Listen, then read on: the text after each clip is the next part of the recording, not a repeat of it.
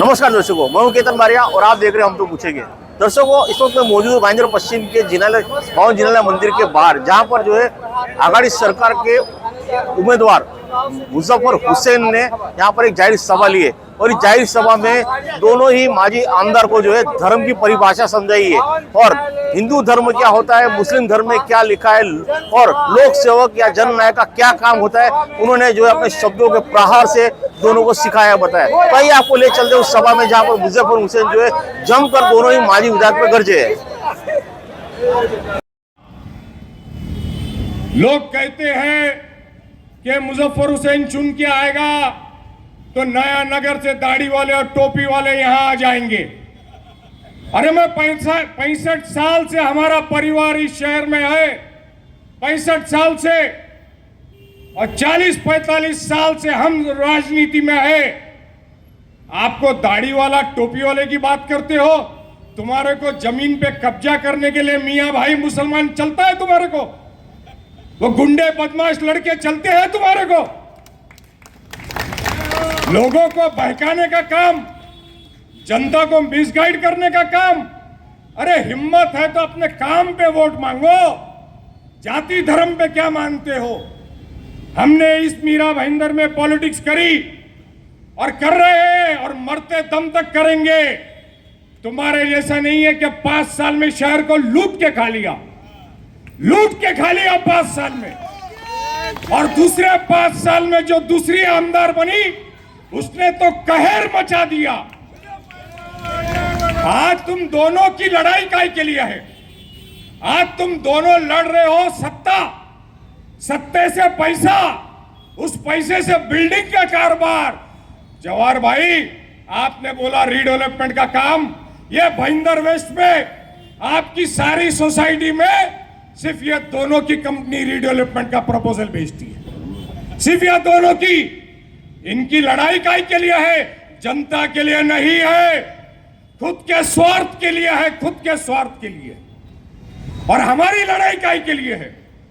हमारी लड़ाई इस शहर को बचाने के लिए है।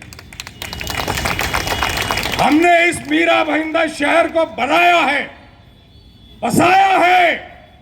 इस शहर का हर नागरिक, हर धर्म का, हर भाषा का, हर प्रांत का आदमी वो मेरा भाई है।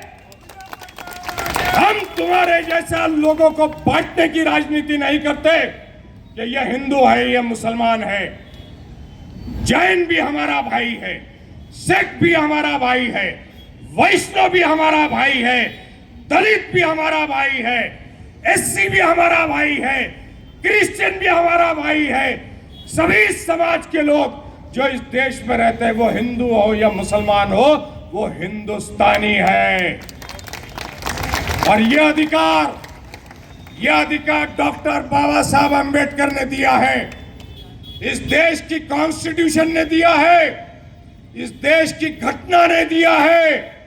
और अगर आप इस देश की घटना को नहीं मानते हो, कॉन्स्टिट्यूशन को अगर नहीं मानते हो, तो आपको इस घटना ने दिए हुए, कॉन्स्टिट्यूशन ने दिए हुए चुनाव लड़ने का अधिकार भी नहीं इस्तेमाल करना चाहिए। आपको लोक प्रतिनिधि भी नहीं बनना चाहिए, क्योंकि अगर आप घटना को नहीं मानते हो, अगर आप कॉन्स्टिट्यूशन को नहीं मानते हो, इसका मतलब आप इस देश की न्यायपालिका को भी नहीं मानते हो। इसका मतलब आप इस देश की जनता की जो आवाज है उसको भी नहीं मानते हो। तो फिर आप मानते क्या हो? तो फिर आप चुनाव लड़ते क्यों हो?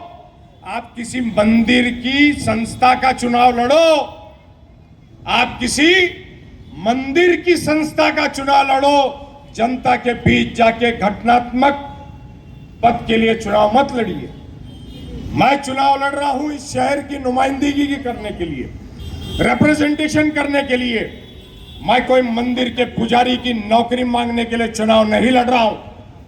मैं कोई मस्जिद के मौलाना की नौकरी मांगने के लिए चुनाव नहीं लड़ रहा हूं।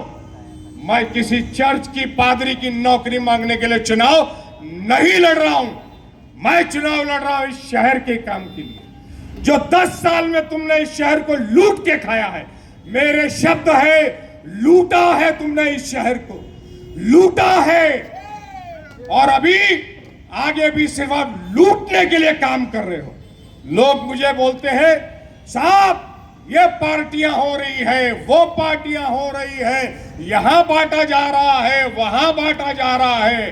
तो मैं कहता हूं बचपने में हम एक कहानी सुनते थे, आप सब लोगों ने भी सुनी होगी, कि एक डाकू था, वो रात में लूटता था और दिन में बांट करके महात्मा बनता था। मगर आपके हमारे इस शहर में 10 साल से दिन में लूटा जा रहा है और दिन में बांटा जा रहा है, दिन में आपको लूटा जा रहा है। आपको पानी नहीं है मगर पानी का टैक्स पड़ा हुआ है, आपको भाजी मार्केट नहीं है मगर हाउस टैक्स पड़ा हुआ है, आपके यहां पे सॉलिड ट्रीटमेंट प्लांट चालू नहीं है मगर उसका टैक्स आपके हाउस टैक्स पे लगा हुआ है, आपके यहां पे पुलिस प्रशासन का स्टाफ नहीं है, ड्रग्स एडिक्ट्स है, माफिया घूमते हैं, गैंगस्टरिज्म होता है। यही शिवसेना गली में इलेक्शन के 1 महीना पहले रास्ते में दिन दहाड़े गला काटा गया, शिवसेना गली में रास्ते में दिन दहाड़े गला काटा गया। कहां है पुलिस प्रशासन? आपका डीम्ड कन्वेंस नहीं हो रहा है, रजिस्ट्रार के पास जाते हो 3000 रुपए एक फ्लैट का मांगता है। कहां है लोक प्रतिनिधि, कहां गए आमदार? आपने महापालिका के अंदर भी इनको बहुमत दिया 10 साल तक, एब्सोल्यूट मेजॉरिटी। यही महापौर थे 2007 से 2009, 2014 से लेकर 2024 तक महापालिका के अंदर इनका ही महापौर, यही नगर सेवक, अरे आमदार भी बने और नगर सेवक भी बन के बैठे।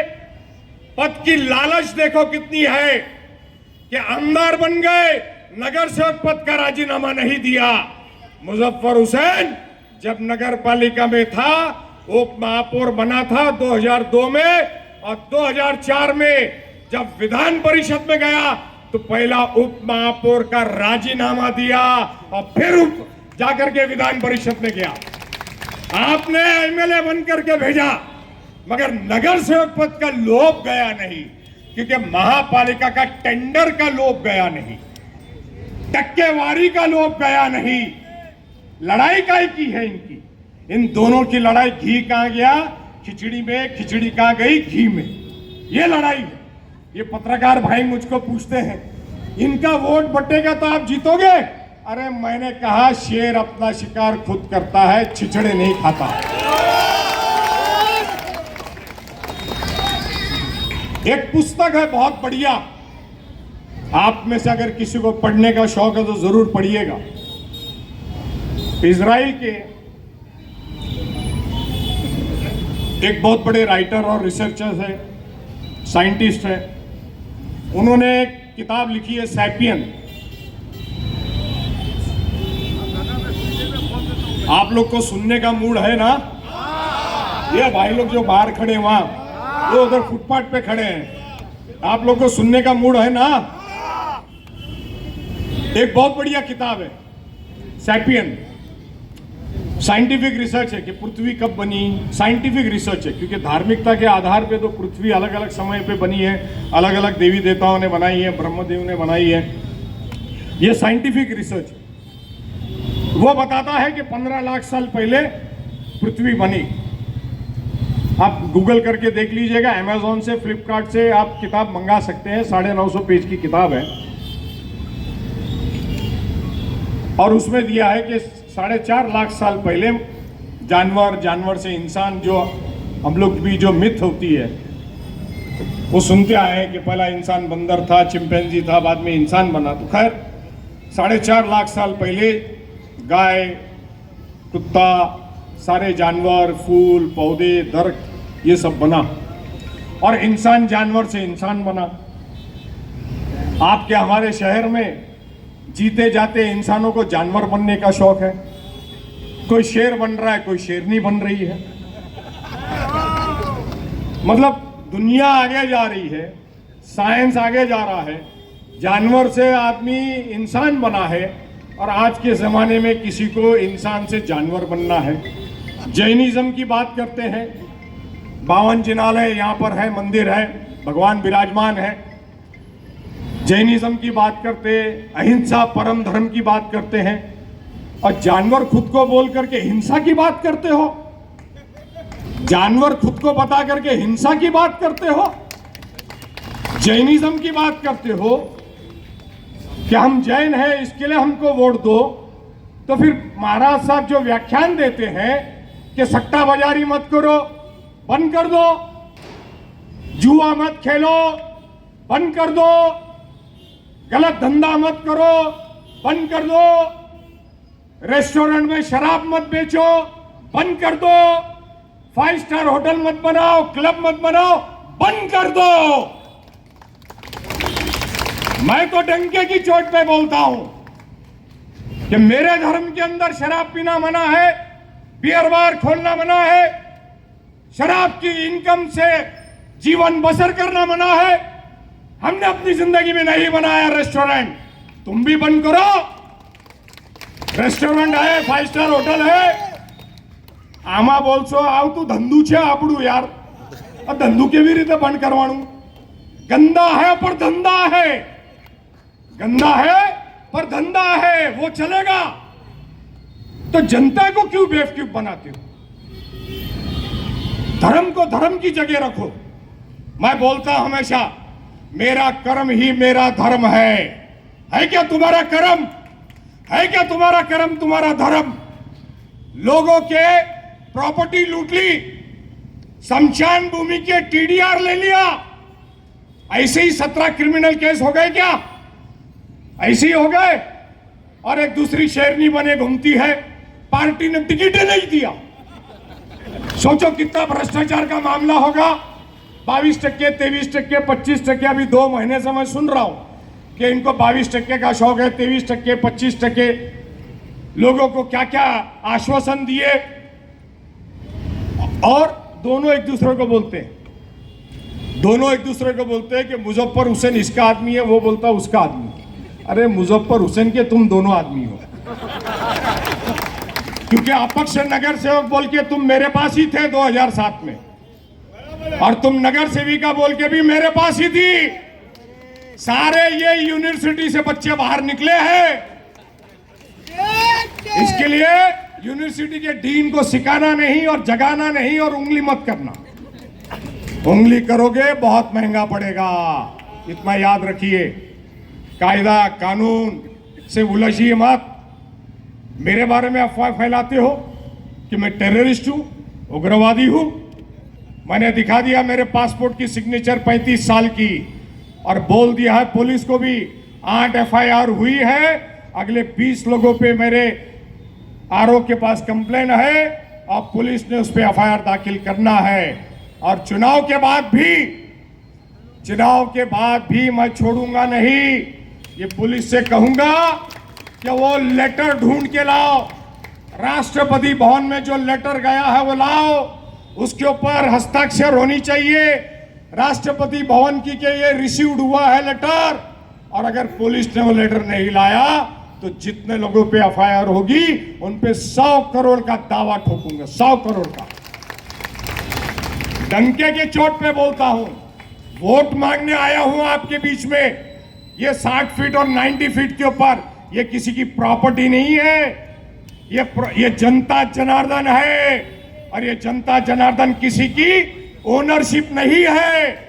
ये धक्के खा करके जाते हैं रोज बॉम्बे, दाना बाजार, कपड़ा बाजार, लोखंड बाजार, स्टॉक मार्केट, सब जगह। परसों मैं जब यहां से पद यात्रा निकाल रहा था तो वहां आगे लोग बैठे थे कि साहब बस भेजिए, भाईंदर स्टेशन पे एस्केलेटर नहीं है। 10 साल हो गया, केंद्र में सरकार आपने चुन करके दिया, 10 साल। परसों रेलवे मंत्री आकर के बोल के गए कि दूर जाने वाली ट्रेन गुजरात की, राजस्थान की, यूपी की हम भाईंदर रुकेंगे। अभी नींद खुली है। 10 साल से क्या सो गए थे क्या आप लोग? फाइनेंस मंत्री आते हैं, वो अभी कुछ आश्वासन देके जाते हैं। 10 साल से केंद्र की सरकार आपकी, राज्य की सरकार आपकी, महानगर पालिका आपकी, आप एक एस्केलेटर नहीं लगा सके, हमने मीरा रोड में लगाया। 2013 से 16 मैं विधान परिषद में था। हमने रेलवे के पास 5 साल का योजनाबद्ध उनका कार्यक्रम होता है कि अगले 5 साल में आपको रेलवे का कुछ काम करना है, तो आज उसका प्रस्ताव देना पड़ता है। 5 ईयर प्लान रेलवे का चलता है, तो हमने 2015 में प्रस्ताव दिया, 2020 में एस्केलेटर लगे, प्लेटफॉर्म बढ़ा और अभी भी जो काम चल रहा है। ये रोज केंद्र मंत्री बीजेपी के आते हैं, केशव सृष्टि जाते हैं, मुख्यमंत्री आते हैं, उप मुख्यमंत्री आते हैं, ये सारे मंत्री आते हैं, मगर भाईंदर में एक एस्केलेटर समझ में नहीं आया। भाईंदर में गुजरात के, राजस्थान के, यूपी के, पंजाब के लोग रहते हैं। यहाँ से वसई जाना पड़ता है, कुर्ला जाना पड़ता है, सीएसटी जाना पड़ता है, कल्याण जाना पड़ता है, तो उसके लिए ट्रेन रोकने के लिए सोचना नहीं पड़ा आपको। आप 45 संकल्प अभी करते हो चुनाव के वक्त। ये 45 संकल्प ने ये जाहिर कर दिया है कि इन्होंने 10 साल काम नहीं किया। संकल्प आपको इलेक्शन में अभी करना पड़ रहा है, इसका मतलब आपने 10 साल काम नहीं किया। हमने जो मैनिफेस्टो निकाला है, हमने उस पर लिखा है, हम आश्वासन नहीं दे रहे, हम ये काम कर रहे हैं। ये काम की शुरुआत हम कर चुके हैं। आपका पानी 10 साल से नहीं आया। 2017 में देवेंद्र फडणवीस जी ने कहा कि हम पानी 19 में देंगे, आज तक पानी नहीं आया। 2017 में देवेंद्र जी ने कहा कि हम आपको 19 में मेट्रो दे देंगे, आज तक मेट्रो नहीं आई। आपके ऊपर एसटीपी का टैक्स लगा हुआ है, पानी का टैक्स लगा हुआ है। आपके रास्ते की हालत क्या है, पूरे शहर में घूम के आप देख लीजिए। कल परसों मैं रिक्शा में बैठ के जा रहा था, तो रिक्शा का ड्राइवर ने मुझे बताया कि साहब ये रास्ते इतने खराब है पूरे मीरा भाईंदर में कि हमारा 2 से 3 हजार रुपये का मेंटेनेंस बढ़ जाता है। शरीर हमारा अलग खराब होता है, पैसेंजर को अलग तकलीफें होती है, और ये सारी मुसीबतें हमारे को है। आरटीओ की पासिंग का प्रॉब्लम है, ये इनका हाल है। हॉकर्स लोगों की परेशानी है। मीरा भाईंदर हमने 2014 में जब सत्ता छोड़ी, तो यहाँ पर पूरे शहर में जो भी टेंडर निकलता था वो 1.5-2 करोड़ का होता था। 2014 के बाद से 2024 तक ये टेंडर 14 से 15 करोड़ का हो गया है। 14 से 15 करोड़ का शहर में हॉकर बढ़ा दिए। भाईंदर वेस्ट के अंदर एक भाजी मार्केट नहीं बना सके। ये ग्राम पंचायत के समय से जो भाजी मार्केट चल रही है, ये सिंह साहब भी ग्राम पंचायत में सदस्य थे, शशिकांत भाई थे, सरपंच थे। ये उसी जमाने से जो भाजी मार्केट बनी है, ये वही भाजी मार्केट है। 10 साल में आप एक भाजी मार्केट भाईंदर वेस्ट में नहीं बना सके। ये सुभाष चंद्र मैदान जो हम लोगों ने नगर पालिका और महानगर पालिका के वक्त बनाया था, ये वही मैदान है। भाईंदर वेस्ट में एक नया मैदान नहीं बना सके, एक नया रास्ता आप नहीं बना सके। यहाँ की जनता आपको भर भर के वोट देती है, जैन नाम पे देती है, मारवाड़ी के नाम पे देती है, बीजेपी के नाम पे देती है, अपना जाति के नाम पे देती है, तुम्हारे धर्म के नाम पे देती है। मगर इनके साथ तो न्याय करो, इनकी समस्या का तो समाधान करना चाहिए था। महापालिका आपकी थी, आपकी है, राज्य सरकार आपकी है, केंद्र सरकार आपकी है। बस की बढ़ोतरी नहीं, ट्रेन की सुविधा नहीं, पानी की सुविधा नहीं, ड्रेनेज की सुविधा नहीं, नई स्कूल्स नहीं बनी, नया कॉलेज नहीं बना। परसों इनके ही पत्रकार परिषद में एक पत्रकार ने सवाल पूछा कि वहां पर इंजीनियरिंग कॉलेज का रिजर्वेशन था, आपने उसमें स्कूल बना लिया, आपने इंजीनियरिंग कॉलेज का रिजर्वेशन निकाल दिया, तो मान लिया, बीजेपी के उम्मीदवार ने मान लिया कि हाँ वो हमने गवर्नमेंट से 37(1) का चेंज करके उसको स्कूल बनाया। और आज आश्वासन क्या देते हैं कि हम यूनिवर्सिटी बनाएंगे। जो कॉलेज इंजीनियरिंग कॉलेज का रिजर्वेशन था वो तो आपने निकाल दिया, और वो आप बोलते हो कि अभी हम कॉलेज बनाएंगे, यूनिवर्सिटी बनाएंगे। सारा काम 146 में करते हैं, इलेक्शन 145 से लड़ते हो। उत्तन वालों के पास जाकर के कल कहा कि हम तुम्हारा डंपिंग ग्राउंड हटाएंगे और फाउंटेन होटल के पीछे डालेंगे। कैसे डालोगे? वहां तो खुद की 5 स्टार होटल है, वहां तो खुद की 5 स्टार होटल है। 10 साल से डंपिंग ग्राउंड उत्तन का उसका मसला आप हल नहीं कर सके। उत्तन के मच्छीमारों को जब पूरा ठाना जिला पालघर जिला एक ही था तो उनका फिशरी का ऑफिस पालघर में था। 10 साल में उत्तन के मच्छीमारों के लिए फिशरीज का ऑफिस जो गवर्नमेंट ऑफ महाराष्ट्र का अधिकार है वो आप मीरा भाईंदर में ठाणे जिला में नहीं बना सकते। 10 साल आपके भाईंदर वेस्ट की हालत ऐसी है, भाईंदर ईस्ट की हालत वही है। चले जाओ केबिन रोड पे, नर्मदा नगर में, जैसल पार्क में, आरएनपी पार्क में क्या हाल है क्या उधर भाजी मार्केट रिक्शा चल सकती है, आदमी शाम में पैदल चल सकता है क्या उधर पुलिस स्टेशन? एक नवगर का पुलिस स्टेशन वो लल्लन तिवारी जी ने बना के दिया, वही एक पुलिस स्टेशन है। 10 साल में नए पुलिस स्टेशन नहीं बना सके। हमने 2014 तक कोर्ट बना करके तैयार रखा है।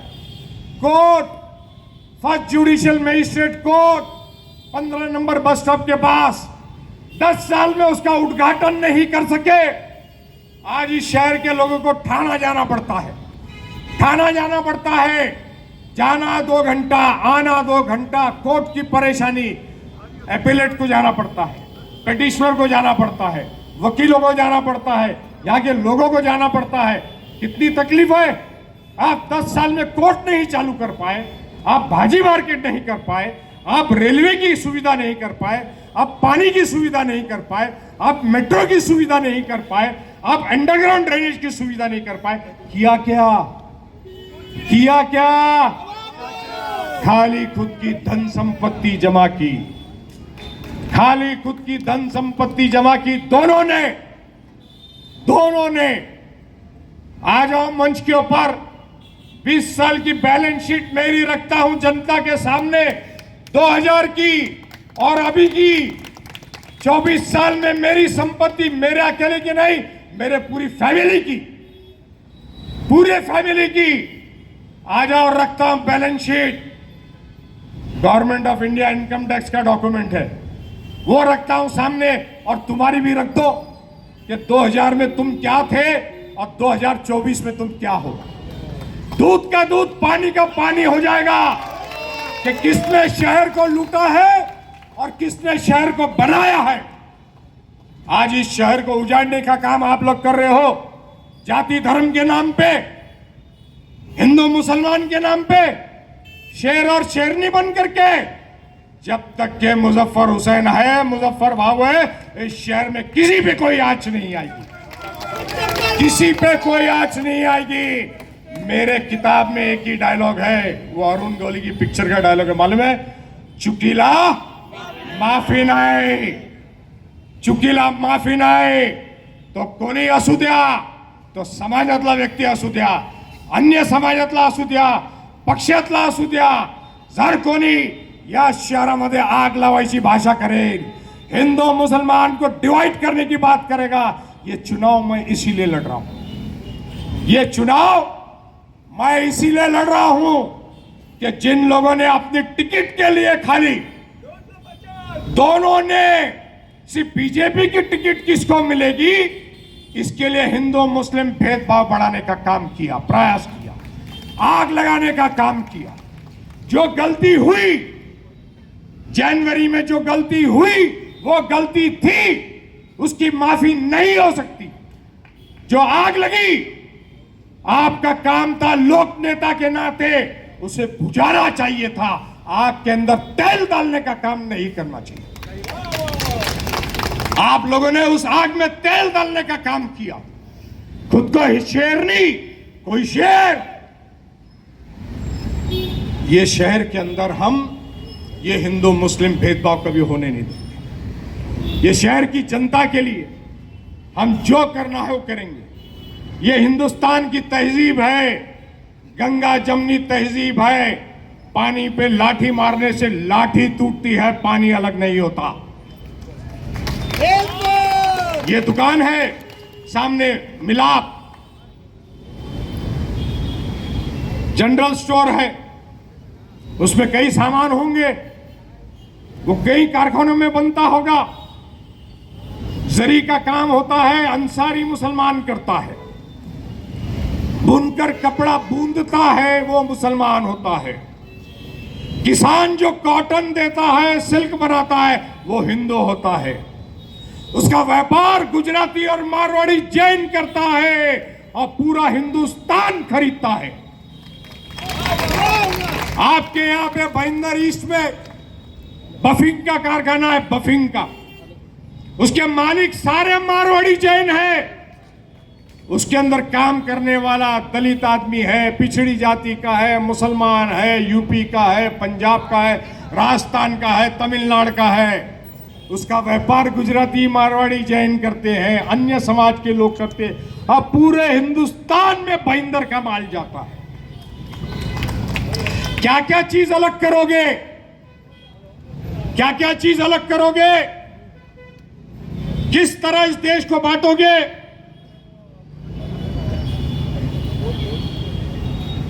किस तरह इस देश को बांटोगे? इस देश के अंदर आप स्टॉक मार्केट में व्यापार करते हो, अजीम प्रेम जी का विप्रो का स्टॉक का शेयर खरीदते हो, खरीदते हैं ना? कितनी कंपनी के स्टॉक खरीदते हैं जो मुस्लिम ओनर्स हैं? हमदर्द का शेयर खरीदते हो, विप्रो का खरीदते हो, अजीम प्रेम जी का खरीदते हो, और कई कंपनीज का खरीदते हो, वोकार्ड का खरीदते हो। तब नहीं देखते अरे ये तो वही मुसलमान की कंपनी है, इसके स्टॉक का माल मैं कैसे करूं, मैं इस पर ट्रेडिंग नहीं करूंगा। ज्वेलर्स दागिने बेचते हैं, सारे हिंदुस्तान में मुस्लिम इलाकों में गुजराती मारवाड़ी ज्वेलर्स की दुकान है, क्योंकि ज्वेलरी का काम मुसलमान करता ही नहीं है। नयानगर में, नयानगर जिसको बदनाम किया जाता है और यहां पे कहा जाता है भाईंदर वेस्ट में 60 फुट और 90 फीट पे, अरे वो मुसलमान चुन के आएगा तो या दाढ़ी टोपी वाले घूमेंगे, ये कहा जाता है, ये प्रचार किया जाता है और लोग उसके बहकावे में आते हैं। अरे आइए, वही नयानगर में 40 ज्वेलर है, 40 साल से आज तक किसी को एक पैसे की तकलीफ नहीं है। आके पूछ लीजिए, क्या बातें करते हो? शांति नगर में दुकानें हैं, हिंदू की दुकान है, मुसलमान की दुकान है, जैन की है, सिख की है। क्या क्या चीज अलग करोगे? फ्रूट बेचने का काम मुसलमान करता है, फ्रूट उगाने का काम हिंदू करता है, भाजी उगाने का काम मुसलमान करता है, बेचने का काम कोई गरीब करता है। भाजी खरीदते वक्त, फ्रूट खरीदते वक्त पूछते हो क्या? पूछते हो तभी। दूध देने का, नागौरी की दूध की डेयरी है आपके यहां पर कहीं पे, कितनी सारी। लस्सी पीने जाते हो, दूध लेते हैं, तभी नहीं पूछते हो अरे वो भैंस हिंदू है क्या मुसलमान है? ये भी पूछा करो तभी कि कौन से तबेले से आया है। मध्ये मध्ये देऊ नका, मला माहिती है सगळं। कौन से तबेले से आया है? वो भैंस को चारा हिंदू ने खिलाया था क्या मुसलमान ने खिलाया था? उसका मालिक हिंदू था क्या मुसलमान था? ये भी पूछ लेना चाहिए। जो गौ माता की बातें होती है, जो गौ माता की बातें होती है, कभी पूछ लो उसको कि भैया तेरे को चारा खाली हिंदू ने खिलाया क्या मुसलमान ने खिलाया? तो तू दूध देगी तो वो खाली मुसलमान को देने का, कि हिंदू को देने का, कि क्रिश्चियन को देने का? मतलब कितनी मिसालें दूं मैं आपको।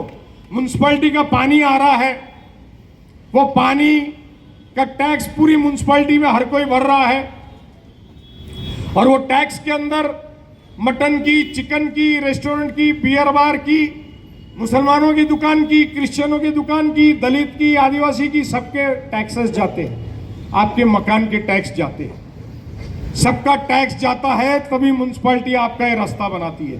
तभी आप बोलते हो क्या कि नहीं, खाली जैन का या हिंदू का टैक्स का पैसा होगा, वही पैसे से हमारे मंदिर के सामने का रास्ता बनाना। बोलते हो? तभी नहीं बोलते हो। बोलो, वहां तक क्या बोलो,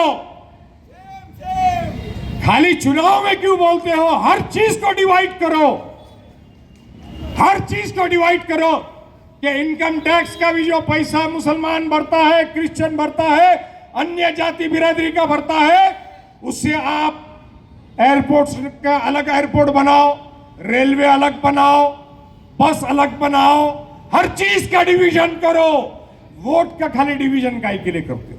करने का है तो पूरा चीर हरण करो, पूरे टुकड़े करो, समाज का टुकड़ा टुकड़ा निस्त नाबूद करो। इसके वजह से महात्मा गांधी ने आजादी लेके दी थी।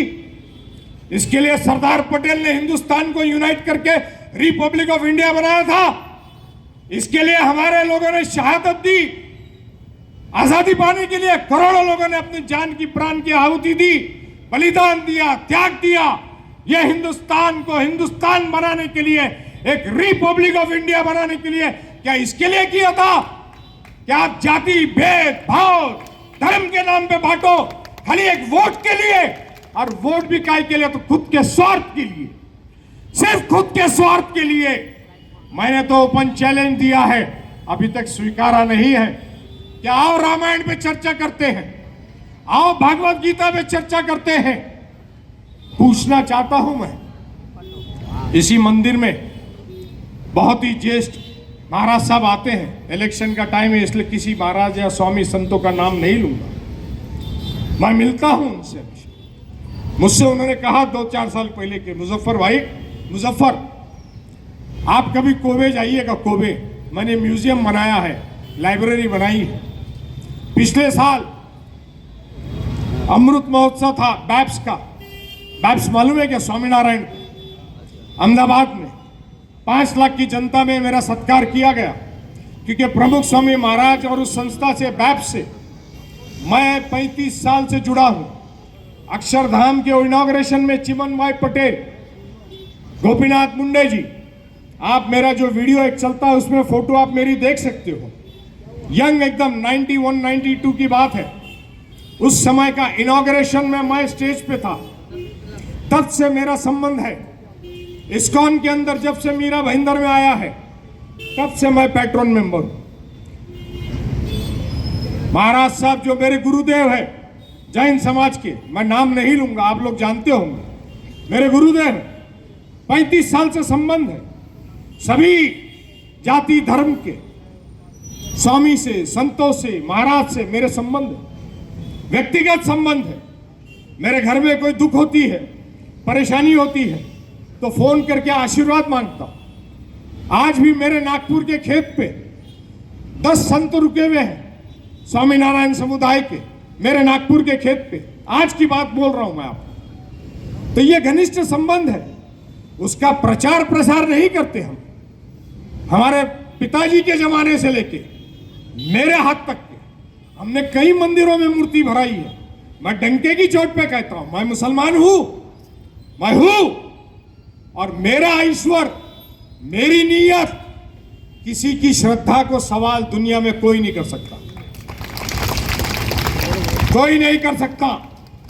ना हिंदू में, ना मुसलमान में, ना सिख में, ना ईसाई में। उसकी मान्यता वो इंसान के बीच में और ईश्वर के बीच में है। उसकी नीयत, किस श्रद्धा से वो पूजा करता है, वो सिर्फ ईश्वर के और उस मनुष्य के बीच में है।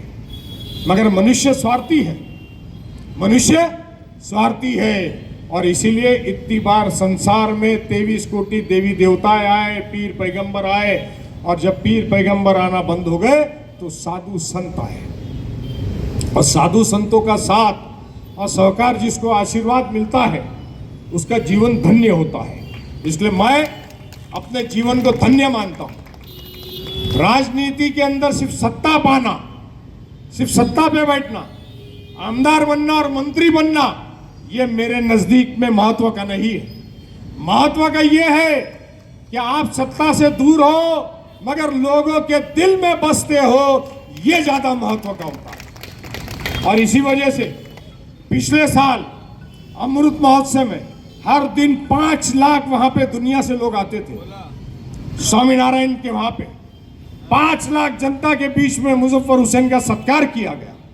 मैं जब वहां गया तो गिर बंसी गौशाला एक है अहमदाबाद में, गोपाल भाई सितोरिया की।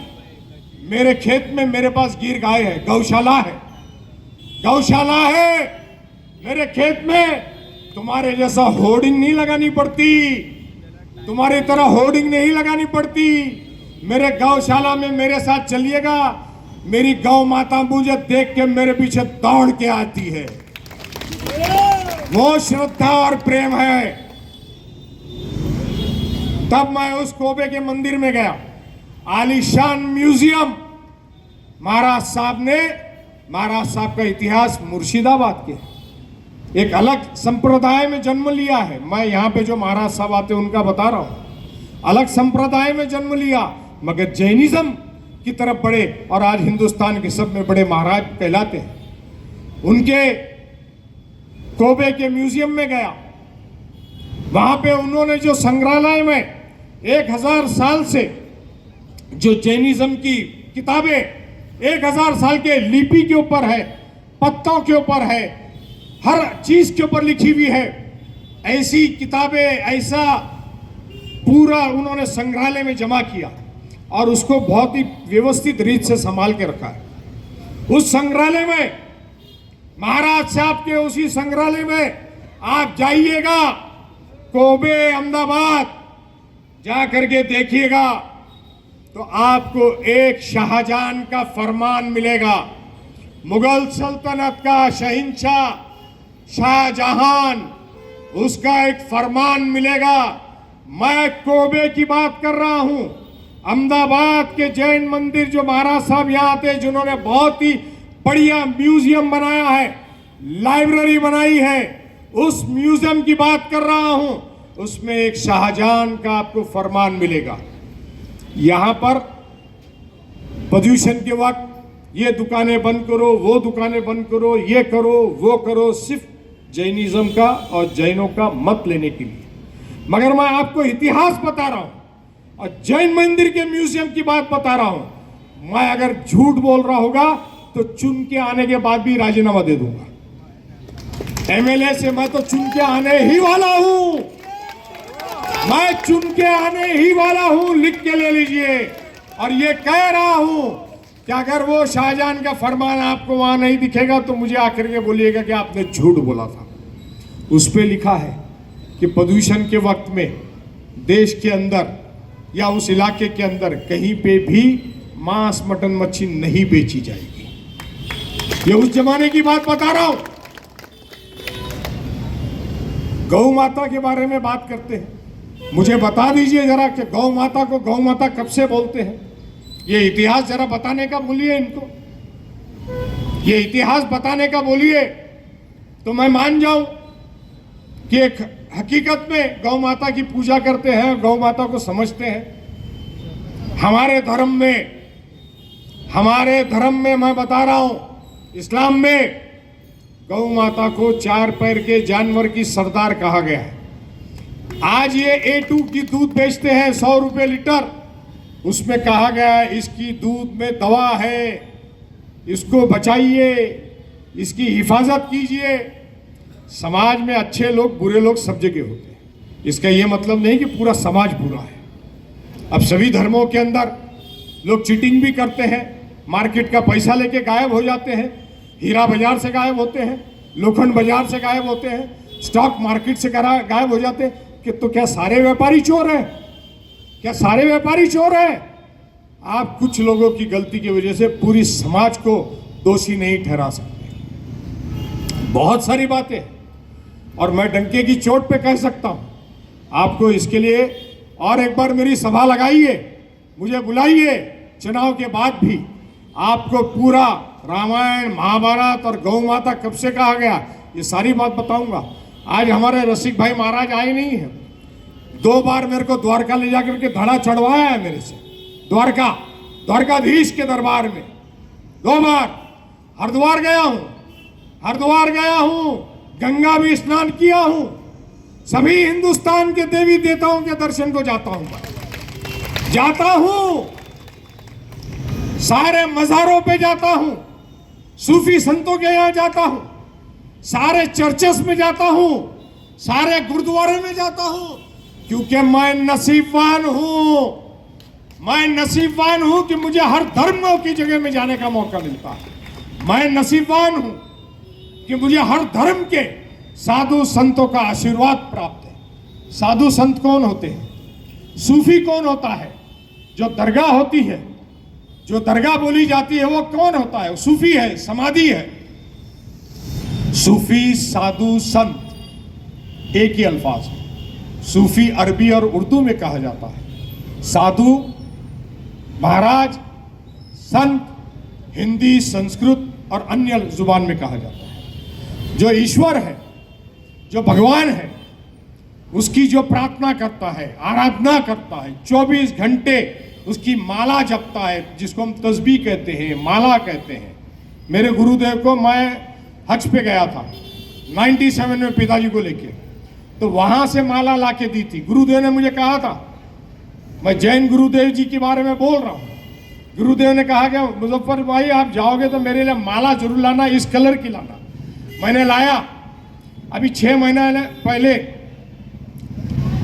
प्रदूषण के वक्त मैं उनको मिलने गया तो मुझे बताया, मैंने इस पे पता नहीं कितना 1 करोड़ से ज्यादा जाप कर चुका हूं, यो ही माला आज तक मैं वापरता हूं। गुरुदेव ने कहा तो साधु संत जो होते हैं वो ईश्वर की आराधना करते हैं, पूजा करते हैं, तो इसके लिए वो ईश्वर के दिल के नजदीक होते हैं, वो ईश्वर के दोस्त बन जाते हैं। जैसा सुप्रीम कोर्ट हो, हाई कोर्ट हो, वहां पे आपको वकील लगता है, तो भगवान के दरबार में भी आपको प्रार्थना करने के लिए, आपकी बात को देव तक के, भगवान तक के, खुदा तक के पहुंचाने के लिए आपको साधु संत लगते हैं जो ईश्वर के दोस्त होते हैं। और इसीलिए साधु संतों के आप पैर चरण छूते हो, उनसे आशीर्वाद मांगते हो। तो मैं नसीबवान हुआ कि नहीं कि मुझे सारे धर्मों के साधु संत मिले हुए हैं। मेरे वकील कौन है? ईश्वर के पास, खुदा के पास, भगवान के पास कौन है?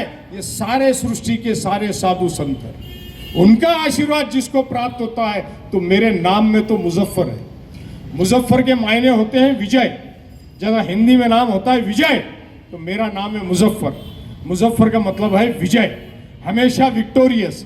मगर विक्टोरियस बनने के लिए लड़ाई लड़ते रहनी पड़ती है, और इसी के लिए आज मैं ये जनता की लड़ाई, आप लोगों के लिए लड़ाई, इस शहर के विकास के लिए लड़ाई लड़ रहा हूँ।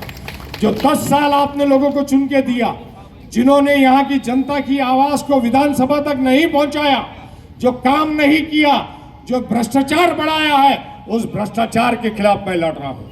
इस शहर को जो बदनामी की तरफ लेके गए हैं, आप लोक प्रतिनिधि का नाम जब आप शहर में लेते हो, या राज्य में कहीं लेते हो, या देश में कहीं लेते हो, तो लोग बोलते हैं, अरे फला आपका वो विधायक है, फला वो आपकी विधायिका है।